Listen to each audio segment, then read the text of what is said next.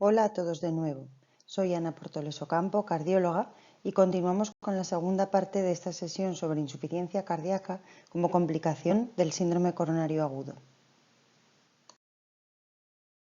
De estos tres aspectos que nos van a ayudar a controlar la enfermedad, hemos comentado ampliamente el primero de ellos en la sesión anterior: tomar los medicamentos en el momento y de la manera indicada por los médicos o enfermeros. Pero tan importante como este primero son los dos siguientes: reconocer los signos de alarma para saber cómo actuar y hacer cambios en hábitos de vida, y lo más difícil, mantenerlos. Sobre estos dos puntos va a versar el resto de la sesión. Todos los siguientes son los síntomas más comunes de manifestación de la insuficiencia cardíaca: la falta de aire, la hinchazón de tobillos, piernas o abdomen, sensación de ahogo al tumbarnos en la cama o sensación de fatiga muscular, falta de energía o mareo. Es habitual que cuando se ha presentado ya un primer episodio de insuficiencia cardíaca, las descompensaciones o los siguientes episodios cursen o se manifiesten de la misma manera. Es decir, nuestro signo de alarma será recordar cómo notamos empeoramiento la primera vez y estar alertas sobre si puede tratarse de un segundo episodio de insuficiencia cardíaca. Vamos a describir algunos de estos signos en los que nos tenemos que fijar. El primero, por ejemplo, ganancia de peso rápida, es decir, ganar más de 1 kilo de peso en 1 o 2 días o más de 2 kilogramos varios días seguidos o en una semana. Esto ocurre a consecuencia de que estamos eliminando menos cantidad de orina cada día, estamos reteniendo líquido. Se produce acúmulo de líquido en algunas zonas visibles, como son los tobillos, que quedan hinchados con la piel tirante, transparente casi. Se acumula también en el dorso del pie y en el abdomen. Se tiene menor capacidad de esfuerzo, se cansa uno antes, menor capacidad de hacer ejercicio físico.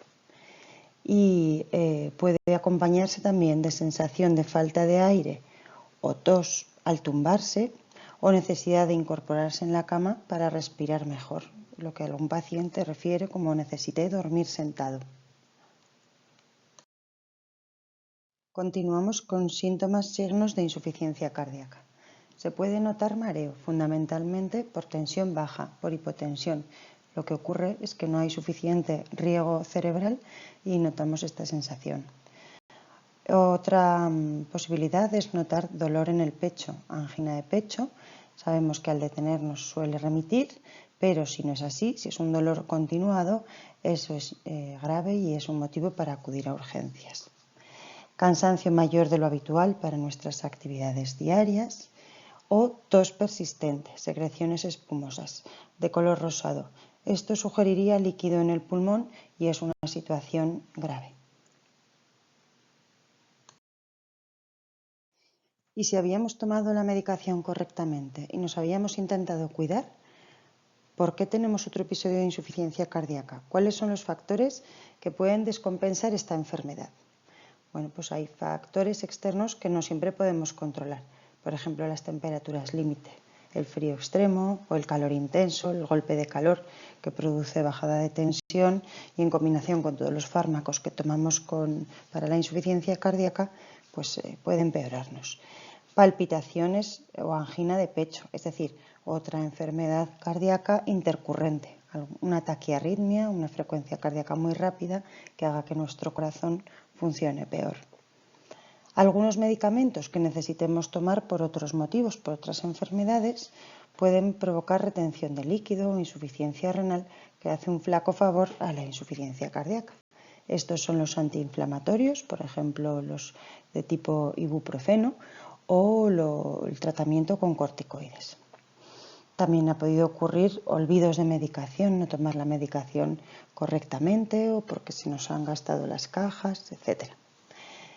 Si nuestro corazón funciona con dificultad y además cogemos un resfriado, una gripe o cosas peores, infección de algún otro tipo, infección de orina o infección pulmonar, esto puede también agravar nuestra situación de insuficiencia cardíaca. La anemia, el tener pocos glóbulos rojos en la sangre que impiden una correcta oxigenación de todos los órganos, también influye negativamente sobre la insuficiencia cardíaca. Debemos evitar beber líquido en exceso. Si lo que tenemos es un problema de acúmulo de líquido, de retención, que intentamos aliviar con los diuréticos, pero nosotros reponemos y sobreponemos esta cantidad de líquido en el cuerpo, pues acabamos descompensando también al corazón. Y tampoco es beneficioso tomar demasiada sal. Esto hace que también se retengan líquidos. ¿Qué haremos entonces a partir de ahora?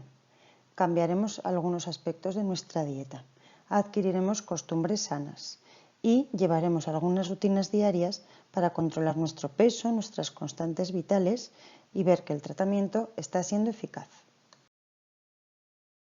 Todo esto va a cambiar nuestra forma de vida, nuestros hábitos, y tras el primer ingreso o tras el primer evento cardíaco se inicia con facilidad. Lo complicado es mantener estos cambios a lo largo del tiempo de forma definitiva.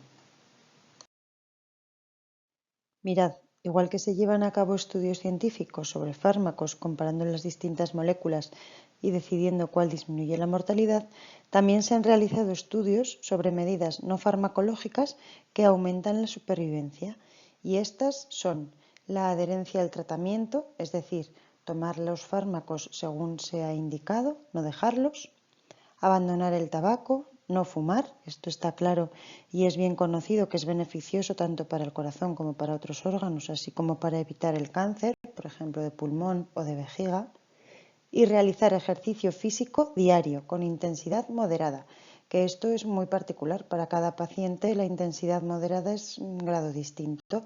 Yo les pongo de ejemplo pues que en invierno caminar a un ritmo tal que te haga desabrocharte el abrigo, que notes que pasas calor. Todo esto ha demostrado que aumenta la supervivencia igual de eficazmente que lo hacen otras medicaciones. Aprenderemos a controlar el peso corporal. Conviene tener una báscula en casa para pesarse diariamente, de forma preferente al levantarse, a la misma hora, antes de desayunar, con el estómago vacío y después de haber ido al baño. Es importante anotar la cifra de peso diariamente para poder hacer una comparación a lo largo de los días y recordar que si aumenta más de medio kilo en un día o más de 2 kilos en una semana es un signo de alarma, por lo que deberá seguir las indicaciones que se han dado por su cardiólogo, su médico de atención primaria o consultarnos sobre qué hacer al respecto. Aprenderemos a calcular diariamente el líquido ingerido. La retención de agua y sal aumenta la cantidad de líquido circulante en la sangre y el corazón tiene que trabajar más bombeando para mover ese exceso de líquido. Ese líquido extra que el corazón no es capaz de bombear hacia el riñón para que lo filtre es lo que se acumula en pulmones, abdomen o piernas. Para evitar lo que recomendamos, no superar la ingesta de líquido diario más allá del 1,5 litros al día o 2 en todo caso en verano, en los meses de más calor, sumando todo lo que se toma de forma líquida a lo largo del día: agua, zumo, café, leche, etc. Comprendemos además que se toman comidas sólidas como verdura, gazpacho, fruta, que eso también contiene líquido. Pues aparte de eso, 1,5 litros de líquido al día.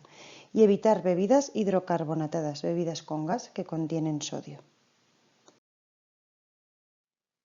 Estos son algunos de los trucos que recomendamos para calmar la sensación de sed. Utilizar tazas pequeñas o vasos pequeños en vez de tazones, tomar el líquido en forma de cubitos de hielo, beber líquidos o bien muy fríos o muy calientes para tardar más tiempo en tomarlos, masticar caramelo o chicle sin azúcar, intentar repartir la ración diaria de líquido a lo largo de todo el día, y sí que hay que tener en cuenta que si hace mucho calor o se ha tenido fiebre o diarrea, se puede incrementar la cantidad de líquido hasta medio litro más al día. Nos acostumbraremos a comer con poca sal, porque un exceso de sal provoca retención de líquidos, aumenta la tensión arterial y a largo plazo produce rigidez en las arterias. La sal contiene sodio. Este mineral es importante y necesario para el organismo, pero en pequeñas cantidades, y la mayor parte de los alimentos lo contienen de forma natural. Así que una dieta saludable no debe incluir más de 3 gramos de sodio al día. ¿Qué podemos hacer para reducir el consumo? Pues utilizar otros condimentos como vinagre, limón, que también dan sabor, laurel, mostaza, pimienta u otras especias.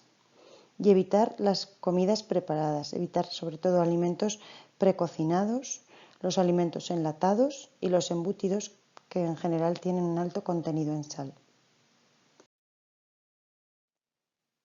Van ahora algunos ejemplos de alimentos con alto contenido en sal. Son las pastillas de caldo concentrado tipo Avecren, Starlux, los quesos y embutidos, el pan y bollería industrial, aunque parezca mentira, todos estos alimentos dulces tienen alto contenido en sodio, la comida precocinada lista para calentar en casa, las salsas industriales tipo mayonesas, barbacoa, salsa César, los salazones, las olivas y los encurtidos, las conservas y productos enlatados, los aperitivos salados como patatas fritas, frutos secos, aceitunas, bicarbonato sódico, el agua con gas o los refrescos que ya hemos comentado previamente, las bebidas con burbuja, y la sal de hierba, sal de ajo, todos estos tipos de sales distinta a la habitual, todas tienen un alto contenido en sodio. El potasio es un mineral también importante y necesario para el funcionamiento del organismo. Lo contienen los alimentos, sobre todo las frutas y verduras que debemos tomar. Algunos de los fármacos que usamos en insuficiencia cardíaca pueden alterar los niveles de potasio en sangre, produciendo aumento de los niveles de potasio, como los IECAs, los ARA o los antagonistas mineralocorticoides, o disminuyéndolos, como los diuréticos, como la furosemida. De esto nos encargamos nosotros, lo vigilamos con análisis de sangre.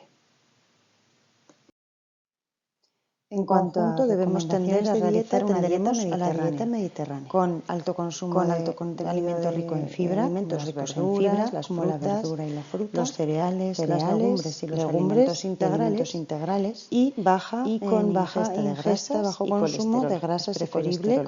Preferible comer pescado azul y carne blanca.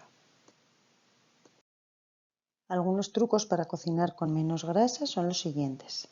Cocinar los alimentos al vapor, al papillot, al horno, envueltos para que conserven sus jugos, su sabor natural, o al microondas.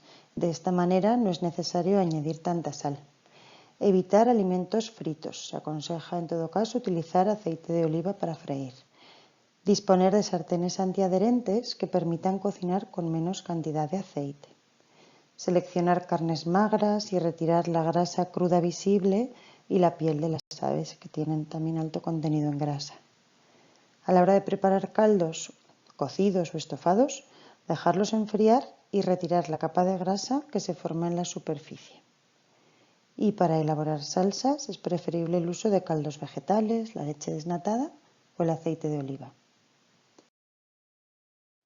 Lo que queremos conseguir con todas las medidas anteriores es que tengamos también menos grasas circulantes, menos ácidos grasos, menos colesterol.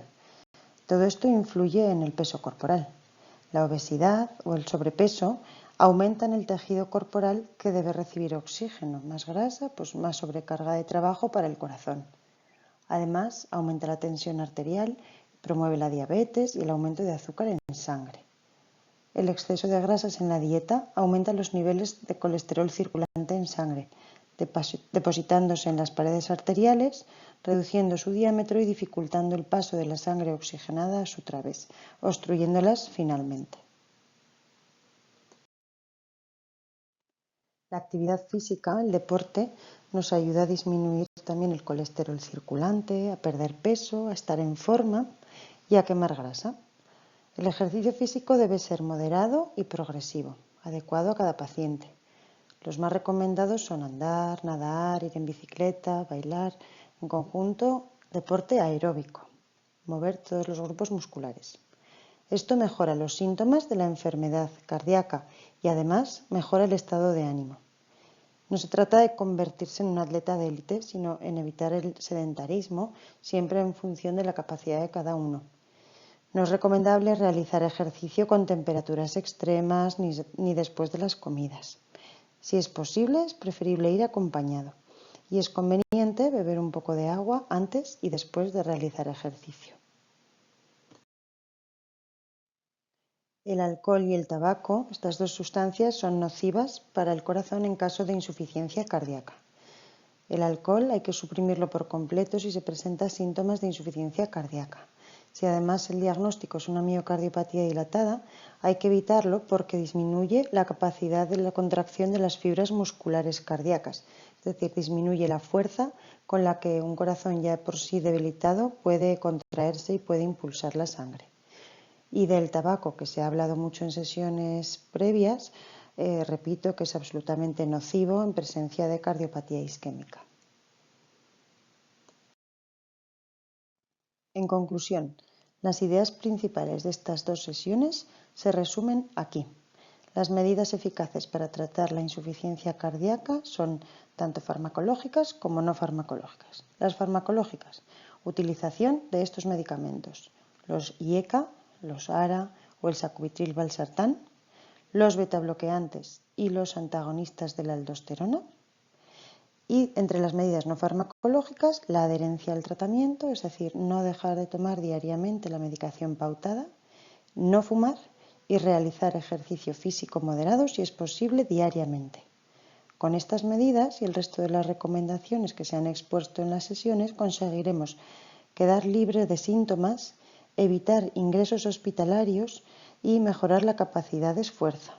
Es decir, perseguimos tanto prolongar la vida como mejorar nuestra calidad de vida. Y así finaliza la sesión sobre insuficiencia cardíaca como complicación del síndrome coronario agudo.